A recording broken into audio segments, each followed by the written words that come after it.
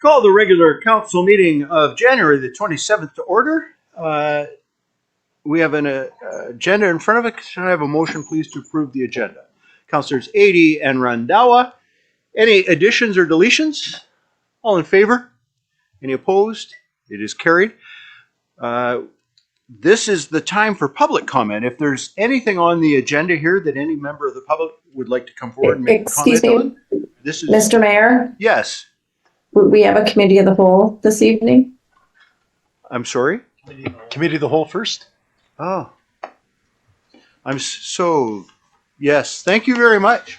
Let's just stop for a second and go into committee of the whole. How's that sound? All right, ignore everything I just said. Call the committee of the whole to order. Monday, January 27th. There's an agenda in front of you. Can I have a motion to adopt the agenda? Councilors Adie and Randhawa. All in favor? Any opposed? It is carried. We have one presentation. It's from the Sustainability Solution Group, Climate Change Adaptation Plan. Can members of that, is somebody coming forward to speak to that? No? Thank you, Mr. Mayor. The consultant is supposed to be joining us on the Zoom link here. Oh, there he is. Oh, there we go. Okay, hello all. Thank you, council members, for giving me the opportunity to talk about the climate change adaptation plan. Let me share my screen and make sure you all can see it. Oh, that's the wrong one, I think. Nope, that's the right one. Can you see my screen? Yes. Excellent.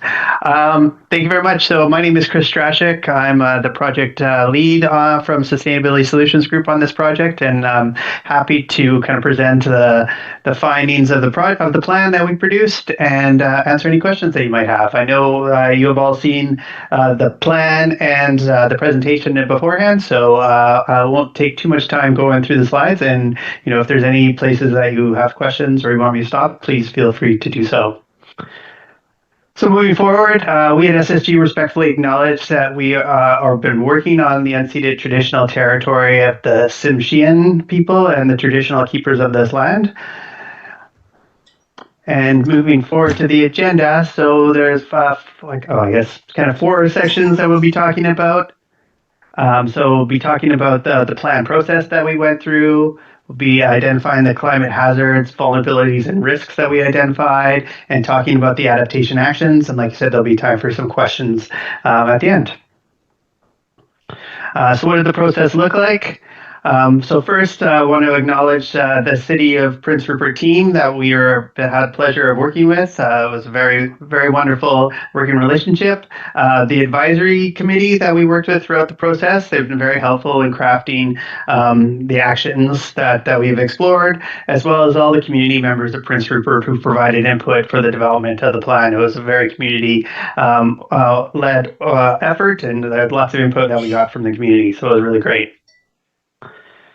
So the plan includes kind of 3 sections. So strategies to manage the vulnerabilities to climate hazards that we've been seeing in Prince Rupert, a comprehensive actions to build resilience to that changing climate to address the hazards that we'll be exploring in this presentation, and considerations to improve equity, the economy, and the health of the community. So what the timeline looked like, so we started this project in fall 2023, and we're wrapping up now. This is the final kind of piece of the project, and throughout the project, we started with some data collection and context review, background review, study of the area, looked at climate change trends and future scenarios to understand what the hazards were in this area that we wanted to explore. We looked at climate risk and vulnerability assessment, which determined from those hazards what the risk and the consequences of those hazards were. Did some best practice review and actions development to develop the actions that we'd like to see to address these risks. And then there's some target setting and recommended actions and co-benefits analysis that we performed and brought that all together in the final plan. So like I mentioned before or previously, the plan was informed by diverse community members from beginning to end. So we consulted residents and organizations with knowledge of environmental issues, social issues, local businesses, local indigenous communities, public emergency services, and many more people as part of this journey. So it was a wide net that we cast to get as much diverse perspectives as possible to put into this plan.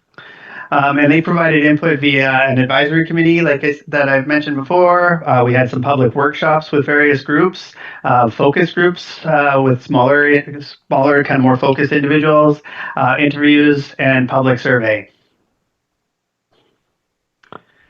So, what are the climate hazards, vulnerabilities, and risks in Prince Rupert that we identified? So the climate hazards in Prince Rupert can be kind of categorized in these 4 boxes. So warmer, so looking at extreme heat and ecoregion changes. Wetter, so freezing rain and ice. More severe storms, flooding, some snow, large amounts of snow accumulation. Wilder can look at like land loss due to sea level rise, some extreme cold snaps, higher winds, and maybe possible tsunami events because of those winds. And then a combination of things is, wildfire, drought, and landslide can be a combination of a number of different factors or hazards that Prince Rupert may experience in the future. So we did categorize these between kind of short term, medium term, and long term. I won't go through all of them. I'll just focus on the current kind of risks or hazards that we are exploring, just kind of be front of mind. So the more kind of immediate hazards that we see happening in Prince Rupert are ecoregion changes. So as the climate is changing, it's providing the opportunity for different species to move in and out of the area, which is changing kind of how the ecosystem is made up. Wetter, so more severe storms, so not just kind of regular storms flowing through, but these storms are getting more severe and causing possibly more damage. So wilder, so again, similar to the storms, higher winds. We're seeing not necessarily sustained winds, but gusts of higher winds that are coming through, knocking down trees and creating possibility of damage in that way. And then wildfire, as we all know, in BC over the last couple of years, wildfire has been on top of the mind, and Prince Rupert is not averse to wildfires necessarily happening in that area. And then landslides, as these things kind of combine, making the area, the soil unstable. The possibility of debris kind of releasing from the land, either coming into town or blocking roads kind of through or towards the area. So those are the hazards, and Prince Rupert faces 6 key risks associated with these hazards. So travel delays, so these are structural damages and travel disruptions along routes to and from Prince Rupert. Water system disruptions, so impacts to water infrastructure that could limit the normal flow of water supply over stormwater. There's the shift in human-wildlife interactions, so interactions between humans, animals, and the environment that pose a threat to public health or recreation in the area. There's the decline in health and well-being, so prolonged exposure to adverse conditions that negatively impact health. So, longer cold snaps, forest fires, wildfires create, lots of air, particulates in the air, making it harder to breathe. Disrupted access to essential services. So obviously, a lot of these can cause disruptions in the delivery of goods and services and could create a shortage or outages. And then a decline in local food supply. That was a big thing that community members brought up, is disruption to agriculture and aquaculture, causing a decrease in annual yields. So those were the risks, and then the actions that we developed to address these risks are in the next couple slides. So how were actions developed? So one, we reviewed existing policies, plans, and programs, and we also included best practices from other communities that we've worked in and that other people have worked in. The identification of gaps in risk preparation, response, and recovery. So obviously talking to the emergency services in the area was important for that. We had public input into that. So, how do they feel that these risks are affecting them? What are the consequences and the vulnerabilities they feel? Because not everybody feels these things in the same way. And then obviously city staff and the input from them. So the next couple of slides really basically kind of outline the actions. There's a lot of information on each of these slides. I'm not just going to read them all to you. Again, I know you've seen these slides and you've seen the report. So I'll kind of go through a high level overview of these. That'll kind of bring us pretty much to the end of the presentation. If you want me to circle back and have some questions around specific things, I'm happy to address that if that works for you all. So travel delays. So these are really actions to get people out of personal vehicles and make it easier to take transit, cycle, and walk in extreme weather. So obviously, when weather is extreme, we don't want the roads and arteries clogged with a lot of traffic. So is there ways of getting people out, or using mass transit or other forms of travel that don't cause as much congestion in the area? So water system disruption. So obviously, and water systems has been a top of mind from Prince Rupert for a while, even before we started this project. And you're doing some really good things on that already. But so actions to continue existing work on emergency drinking water and improving the stormwater system. So shift in human-wildlife interaction. So actions to improve resilience of local ecosystems and prepare community to effectively recognize and respond to these shifts. So understanding, exploring what biodiversity looks like in the area and understanding what the impacts of this is going to be on biodiversity. And also, as I talked about, recreation is an important part of that. So how is this going to impact the recreation of the members and the community around Prince Rupert? Decline in health and well-being. So these actions are aiming to reduce gaps in preparedness for extreme weather and emergencies. So really trying to help people understand, what can they do in the case of emergency? What are the options available to the community members? So even if there is an emergency plan, do people understand what the plan is, or what to do in that case? Are there places that people can go? Are there standards that can be shared amongst all the community members?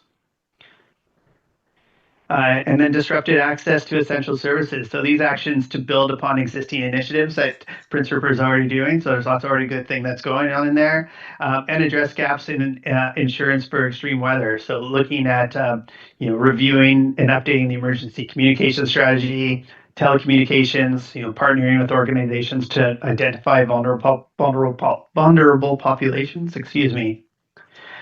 And also participating and continue to participate in the BC evacuation registration and assistance tool. So there's already lots of good things that Prince Rupert is doing in this. And each of the check marks, sorry, I apologize, are quick wins that Prince Rupert can take, or things that are kind of already doing and we can build upon. So lots of good things already happening that we've included, but we can keep building upon those things. So, and then finally, decline in local food supply. So these are actions to emphasize the importance of food strategy for resilience and addressing gaps in seafood processing specifically. Obviously, you guys are on the coast, and seafood is a big part of the ecosystem around there. And we heard a lot of feedback around, how can we use this resource? How can you tap into this resource, or re-tap into this resource even going forward?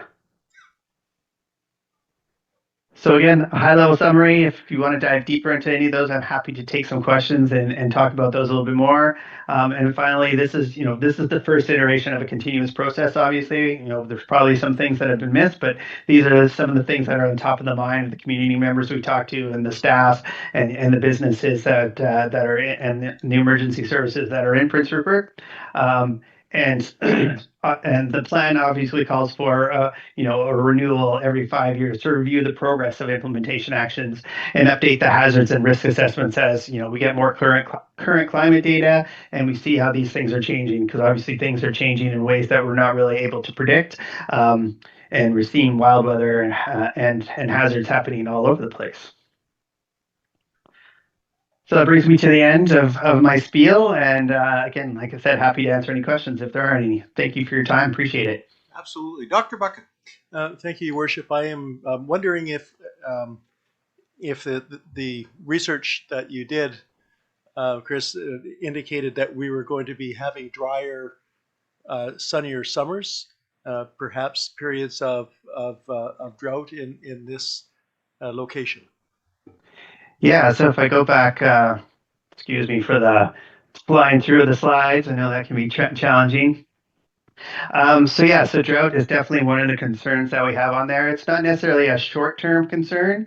It's definitely more of a longer-term hazard. Like I said, on this slide here, we looked at kind of the current to 2040. So drought is kind of the more medium-term range where it's happening a little bit before 24 and longer. It's still quite a wet climate in comparison, but we have been seeing trends of less precipitation, especially in the precipitation in the times that it's required, that you want it. Yes, definitely drought is a concern that we've included in this report.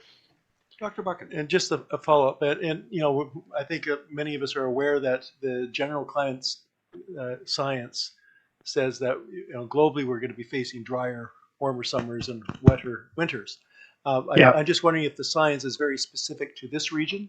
Are we to expect in the Prince Rupert region drier, sunnier summers?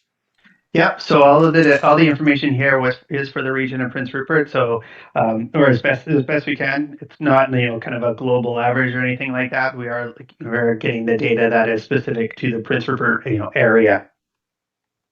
Thank you. Any questions from council?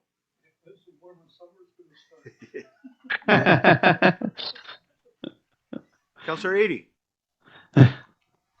Not a question so much as perhaps an observation about the report.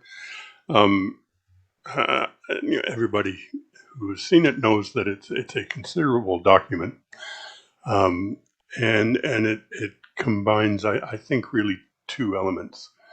One is a great deal of technical content, which I assume draws from not just local information but global research. The United Nations Panel on Climate Change, I think, plays a part in feeding some of the technical content of the report. And then the other strand in there is the specific information that pertains to Prince Rupert, and does so in not just a short-term sense, but also a long-term sense.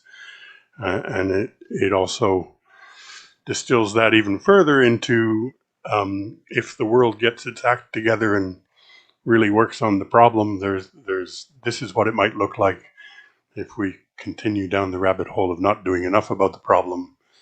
Then the effects are different. All of that's in this report, which makes it a little hard to digest, particularly, especially in a short period of time. I think this is something that you could credibly spend a few months looking at. So what I'm hoping will come out of it is a distillation of in a manner that allows us to feed into when we do our strategic plans. How does this feed into that at that point? And also a recognition that none of these problems are solved within a 4-year electoral cycle. And the reality is that local governments will come and go, but this information will continue to be part of the experience of those local governments. So I think we need to recognize that this is something that maybe needs to find its way into a sort of a routine around how governments how the city of Prince Rupert does its strategic planning year after year, and keeping that eye on the horizon, which is required for this kind of thing. I think we need to do that, but the reality is that it's very difficult to do short-term governance and also 50 or 100 years worth of climate adaptation and planning. There's a lot of challenges there, so I think there needs to be some work to bring some clarity to how those two competing experiences can be resolved.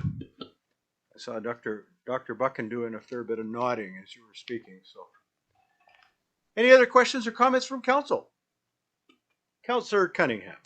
Well, reading the report is quite technical. A lot of stuff, is interesting, but The one thing I find interesting is after how accurate is this information when you look at it, and then in page 5 or 6 you've got a disclaimer there. You know, like it's saying that you know, you don't take responsibility for anything in the report. Well, well, I guess as everything to do with climate, this is the best information we have right now. And as we're seeing, things are changing, you know, in some ways more rapidly than was first predicted. And so, you know, we're trying to plan as best we can for you know the way the science is pointing us. But you know, these systems, as they start to change, there's feedback loops in them that can create things that you know are unpredictable or and unknowable at this point. And so, you know, it's we know things are changing, and we're trying to create the best path possible to try and prepare ourselves for this change. So I guess that would be my comment there. So what you're basically saying is in 3-4 years we need another report because this one will be out of date. Not necessarily, but you might not need a whole report, but you know, might need to understand, well, you know, how what is the climate looking like? How are things changing? Are they changing in the patterns that, you know, we thought they were, you know, 4 years ago, or, you know, are things getting crazier than they were? You know, even if, you know, things aren't getting crazier, then maybe it's as steady as you go. Well, we have a saying in Rupert, if you don't like the weather, wait 20 minutes, it'll change. Well, you know, yeah. So, you know, unfortunately, this weather though is getting a little bit more extreme. So, if you don't like the weather, you might not like what's happening in 20 minutes either. So, unfortunately, it's the kind of the world that we're seeing these days. All right. I think what's happening in Los Angeles is definitely shaking a lot of people up for sure. All right. Well, thank you very much for your presentation. It's the action plan is on the regular agenda when we get to that. So appreciate your being here with us this evening. Thank you very much for the time. I appreciate you listening to me. Have a great night, everybody. Thank you. If there are no further questions or comments from council, I'd entertain a motion to adjourn to the regular council meeting. Councillor Nish, Councillor Randawa. Any discussion? No, all in favor? Any opposed? It is carried.